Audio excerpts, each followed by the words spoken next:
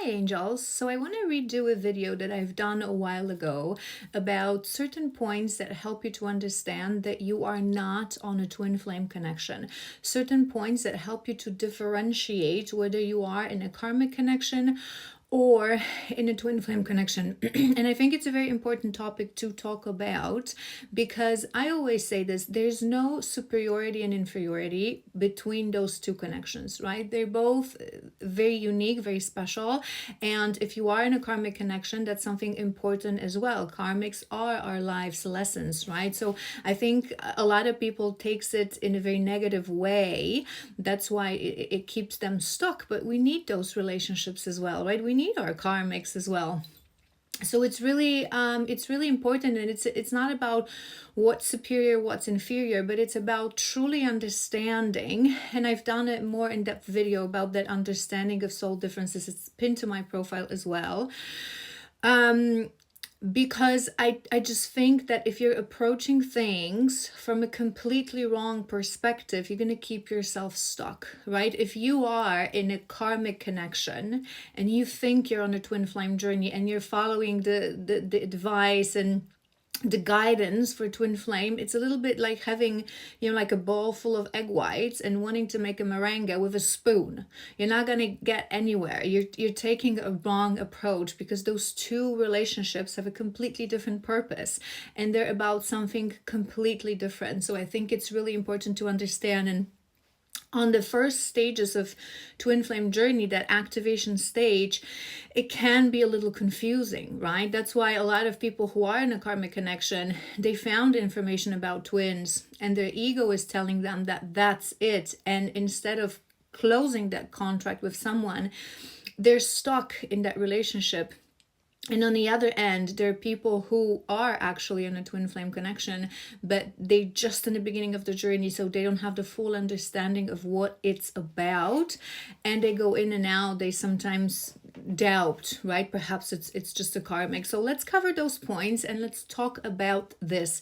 How to know, it's more of a characteristics of twin flame connection. So if you hear me going through those points and you don't have understanding of those points, you haven't been through these things, because you cannot detach those points from a twin flame journey. It's sort of a given, right? That means that you are most probably on a karmic connection. So point number one, I have a list as always, I'm thorough.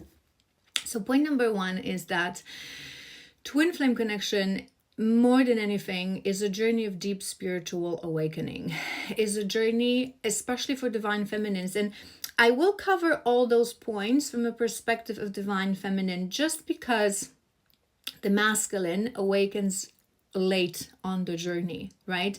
The masculine walks the journey subconsciously, right? The feminine is the one that is aware on the journey, right? So for the masculine, if you are a masculine in a connection, if you know that you are in a connection, you're doing the work, it means that you are in the final stages of the connection. And whether you want to accept it or not, union is somewhere near behind the corner, because the masculine lives in denial for a very long time on this journey. It's part of the journey, right? That's how we do our teamwork. We operate in a spiritual aware level, whereas masculine goes through the difficulties of the matrix and the lessons of the matrix. But going back to our first point, so for the divine feminine, it's a journey of deep spiritual awakening, of activations, of finding your life's purpose, right? So it's not about love story. It's not about just finding the other half of your soul and connecting and having a beautiful relationship and beautiful life story.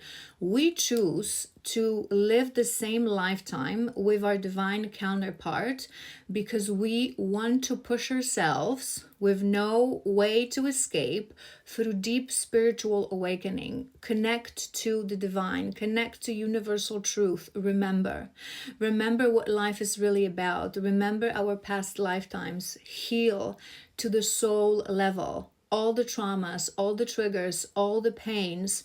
That's why it's so difficult for the feminine, for the masculine as well, but different perspective, like I said. That's why it's a very long and painful journey. It's a very difficult journey, because it becomes all about you stripping the layers of your shadows. It's something that you are pushed to do on a daily basis, because you are standing in front of that ultimate mirror that will magnify and that will show you, even if it's the smallest shadow, the smallest trauma, until you heal and you're able to rise into your light, into your divine state, into your divine feminine. So if that's something that you're not doing and you're connected to someone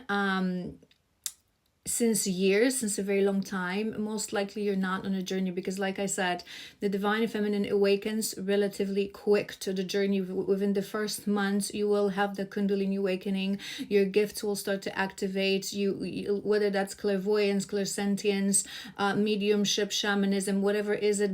We are spiritual beings, right? And that is the thing that the divine feminine remembers, that we are souls living human experience, right? So you will get activated. You will start finding your life purpose. You will start receiving signs and synchronicities about what is your life's purpose.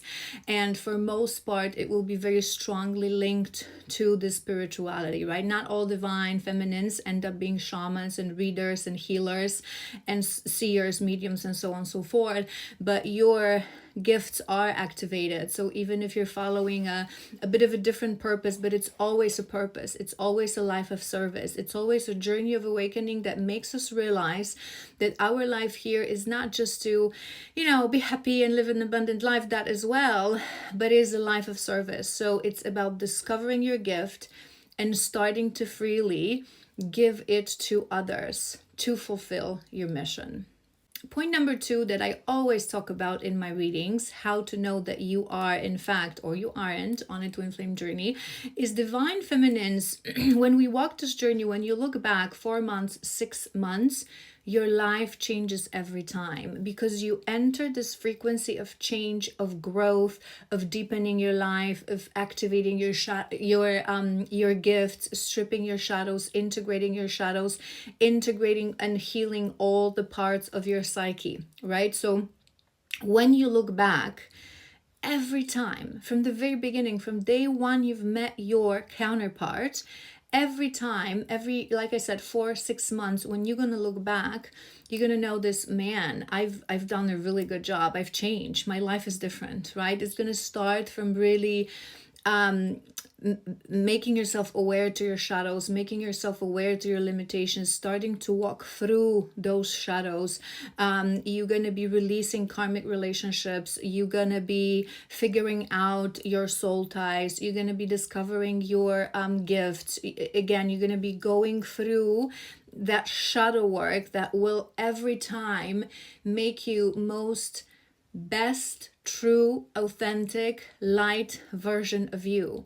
So until the moment you reach that milestone of divine inner union, then divine union, and entering your divine state, every time you look back, again, for 6 months, you will see progress, you will see growth, you will see how much you've changed. You will be a completely different version of yourself, because on this journey, periodically, we constantly go through periods of ascension, of death and rebirth, of transformation, because this is how we heal, this is how we grow. So if you're looking back and you're not seeing that progress, your life haven't really changed, what you do, how you spend your time, and who you talk to, or your topics that interest you, and how you are as a person, if that is not changing and not evolving, you're also not on the journey.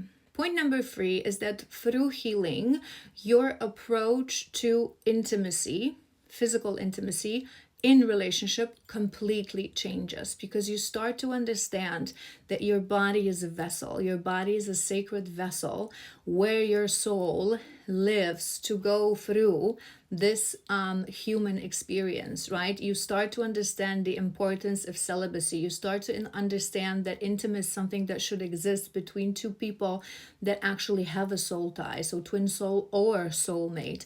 You start to understand how big of a thing it is to exchange energy with another person. And that goes also to friendships. Whoever we spend our time with physically, whoever we touch, whoever we have any kind of physical encounter with, it is an exchange of energy. So when we are intimate with someone, we are connecting through those energetical threads to this person, right? And you're starting to understand how big of an influence it is on your body and on your existence, people you choose to have that intimacy with. So you're starting to understand your perception of intimacy and physical intimacy in relationship changes, right? So feminine is on the journey. They start to understand that. Yes, it will take you a while before you will be strong enough to say no to your counterpart. But further along the way, your perspective on that intimacy changes. And even when you start guiding people, living your purpose as a reader, as a healer, as a coach, whatever that is, relationship coach, you teach that different perspective to people as well, because now you understand that we shouldn't jump into intimacy too fast. We should really understand first who we are, then who the other person is, see if we have a connection, see if we have a soul bond, and that allow it to be that cherry on top. So that understanding of intimacy, of the society, of the matrix, what would they tell us right now, that it's something that you have to check, like that ridiculous saying that it's nonsense, like how can you buy a car without a test ride? It's just disgusting. And being a divine feminine, you understand that. You understand the importance and how sacral your vessel, our vessel, everyone's vessel is. So that perspective changes. Another thing that changes, which links to that, is that your perspective on dating and on romantical relationships changes, because you truly start understanding, because you tap into the divine knowledge, right? You're being activated. You start understanding the purpose of life, the objective of having a body. How should we treat our body? The objective of soul connections. You start to understand that a happy relationship can only happen for a person who feels whole on their own. So we have to heal. You understand that in between relationships, that yes, sometimes are karmic, sometimes are soulmates, it doesn't matter, it's all important, but you have to cleanse yourself. You have to learn your lessons. You start to understand that we shouldn't be jumping from one relationship to another. So your perspective of relationship changes. Again, it's not what society makes us believe, that it's these days it's just like interview, right? People date, you have to have the same lifetime, you have to say the same objective. No, you understand that first you have to be whole as a person, healed as a person, and then you set your vibration on your most authentic level, and you naturally attract your soul connection. And a healed person knows who is my soul connection. And the thing that society tells us that they matter, they don't actually matter. So your perspective on relationships change completely. And it will link to a couple of next points that I have to say to you, but it's very important, right? So that perspective on intimacy and on the meaning of relationships, why we have relationships, that they're not here just because we feel lonely, or because we have to have a family, we have to have children, we have to have someone that walks this journey with us. It completely changes, and that's something that you start to preach and to learn others. And next point that links to the previous ones is that you discover that this journey is supposed to get you to a place where you, as a divine feminine, you will embody unconditional love. You will understand that we are beautiful, good, and perfect just the way we are. Our internal world is all that matters, who we are. And I always say this in my readings as well. The external world is just a projection of what we're refusing to see in our psyche. So you start understanding that. You understand that love is something you have to find within. That feeling whole and not feeling lonely is something that you have to address within, right? And only then you are able to actually connect with another person. And that starts to make sense to you. You're starting to understand that relationship where you want something from someone will never make sense, and it will always be a karmic relationship, because true love, it's unconditional love. So you love someone, but if they're not ready, you love them from far. If they're not giving you what is reciprocated, you will love them from far, but it will not have any influence on love. You embody the unconditional love. You start loving everyone. It's like you have compassion towards everyone. You understand that we're all one, we're all source, we all come from one source. So you stop judging people in a sense that judging their behavior, judging their weaknesses, because you now know that, well, I've been there. Maybe hundreds of years ago, but I've been there. We're all same. We're all one. We all are in this journey together. And obviously, I always say this, we're human. So having boundaries sometimes as a divine feminine, our role is to give a little judgment, to help someone to rise into their potential. And we're being guided sometimes to give a little bit of tough love and hold someone accountable. And that's perfectly normal. But what I mean is, like, you don't have this judgment in your heart. You don't think that you're better because you're a divine feminine, or you know it better than other divines feminine. You rise into that level, like unconditional love. I want us all to get better. I want us all to grow. You don't criticize other divine feminines. You don't leave comments under their videos or their content that they don't have it right? It's like you want to help others to grow. You don't want to put people down. It's that unconditional love. And you start to understand that this is the core of every relationship, right? And that it's this balance between love and understanding love and having boundaries, right? So I have love to all. I give that love freely, but the moment I see someone is not reciprocating my energy, I just shift my energy towards someone else without judging, without, resentment towards this person, without bashing on this person. I just now know what my frequency is, and I'm able to find my soul family. Next thing is that I'm sure you know that there's always a strong societal issue when it comes to twins. So it's either going to be an age gap. Usually it's the masculine who's younger, because that's what society frowns upon. There's going to be a big issue when it comes to maybe finances, maybe your backgrounds, religious views, political views. Sometimes, oftentimes a divine feminine is a single mom who connects to a man who's in the view of society, he could now start to have a perfect life because he's younger. He doesn't have any baggage and any past, and that also causes that societal issue. And the reason it is there, you obviously will be able, through love to this person, to overcome your own.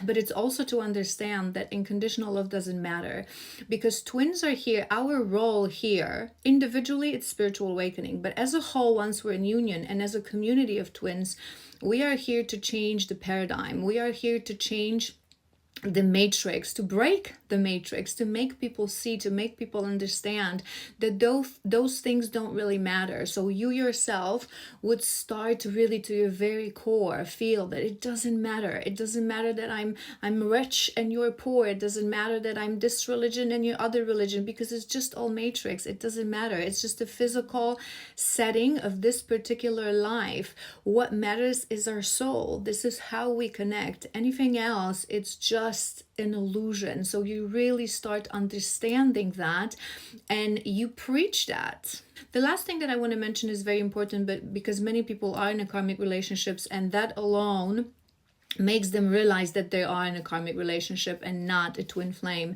So if you either haven't slept with someone you're connected to and you've been connecting for years, you're definitely not on a journey. The chemistry is so intense that weeks is a maximum that you can actually hold from your initial fusion.